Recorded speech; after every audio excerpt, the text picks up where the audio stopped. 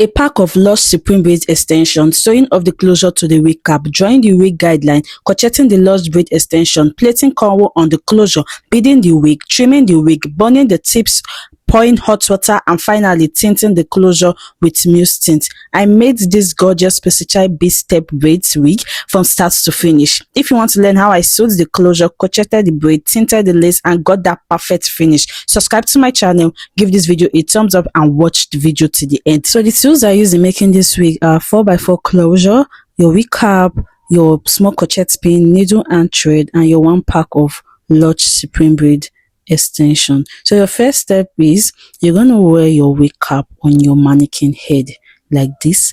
After wearing your wig cap to the mannequin head, you fasten it with pin on the mannequin head so that when you are braiding or doing whatever you want to do, the cap will not pull off. When placing your 4x4 closure on your wig cap, you're going to bring it a little bit forward like this, half an inch forward. Then you use pin to fasten it to the wig cap so that it can make sewing easily. So after placing everything, you're going to bring your needle and thread and you start sewing. Mind you, for easy sewing, you need a curved needle. Please go to the market and get the curved needle so that you can easily sew your closure or your frontal to your wig cap. That your straight needle will not make you fast. This curved needle really helps. So you're going to make sure you knot this closure very well. Knot it so that it will be tight. Then when I'm done sewing it, then we're going to draw the guideline. So for the guideline, we need 1 inch to 2 inch to the closure. Then you start doing half an inch. This is how you draw your guideline. Then after measuring it, you're going to just follow the line and mark it. So we're going to start crocheting. We need this small crochet pin for this.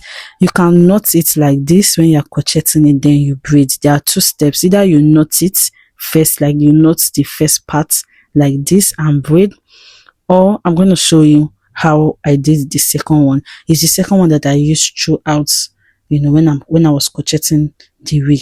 So you're going to crochet it like this without knotting it. Yes, without knotting it, and you braid. You understand? The first step, you saw that the first one I did, you saw that I knotted it, but this one I did not knot it. Because why I did it like this is that when I knotted it, when I was now braiding it, the knots were showing. So me not knotting it now, if I braid it now, the knot will not show at the down.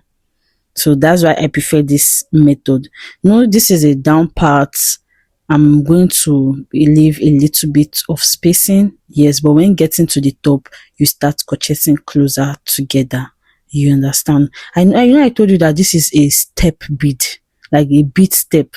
So it's not equal. We're going to do it step by step. So you measure each line, you know the line that you will, you know, bead a particular length. So I'm going to show you what I mean. So this part, this is how for faster braiding, you just crochet like this, then you start braiding. You understand? So I'm done braiding to this part where I am beading. Now I told you it's a step bead. So I've done the first line. So this is the second line of beading. So this is a three step beading. 3 step. So this is the second step. Then the third step will be a little bit higher. Yes, so I'm just showing how I am beading it. For those that don't know how to bead, this is it, just a short video. So this is the third step. You can see that I'm not even done with the wig, but the wig is already given. Yeah, so this is the third step of beading.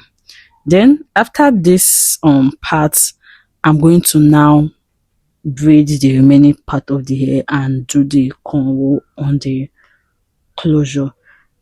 Please, if you have watched to this part and you have not subscribed to my channel, please subscribe to my channel, give this video a thumbs up, hit the notification bell so be the first one to get notified when I post a new video. So it's time to handle the closure. You can see that on that part I am also crocheting and braiding on it. Yes, you crochet very closely together so that it will cover up the spacing at this back. Then after I finish braiding this, I'm going to now handle the closure. I'm going to divide the closure into 3 parts. That is the back, the 2 sides. For the back, I am also going to braid. So this is how I'm handling the braiding of my closure.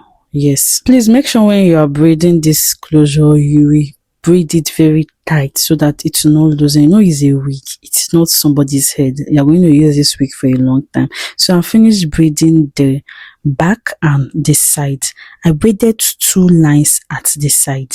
You can see 2 lines at the side. So when I finished braiding to this point, I noticed that this one supreme braid extension will not reach, so I got an inspiration to mix it up. So I had a leftover, you know, milk extension, white extension, so I just used it and mixed it up like this so that the wig will be full. If you like this color combination, please give this video a thumbs up. So it's time to do our cornrow on the closure. Yes, just a short cornrow at the 2 sides. So this is me doing it. You want to start with a little bit of extension, then you will continue adding little bits. Then before you get to the middle part, you start increasing the extension like this. Increase it until you get to the end of the cornrow. So to get the right size of cornrow, you know, when you finish doing your cornrow, you don't want the braiding to be bigger than the normal braided hair you have already done. You're gonna mark out, like bring out a braiding extension as if you want to braid. That's the size of braiding extension you use to braid. Then you will now divide it and use it to do the cornrow, so that at the end of doing the cornrow, the size will match up with the braiding hair extension that you used to braid the down part of the hair. I don't know if you understand what I'm saying. If you want to get the right size of braiding hair extension when doing your cornrow, you use the normal braiding hair, the size of braiding extension you have been using to braid your wig. Then you divide it and use it to do the cornrow, so you have the right size. So that is how I get my trick and hack in, you know, doing cornrow or my closure, so that it will not be bigger or smaller than the one you have braided at the down. So I am done doing the cornrow on the closure. You can see how I designed this, how I used that milk extension at the front, and I did the beading.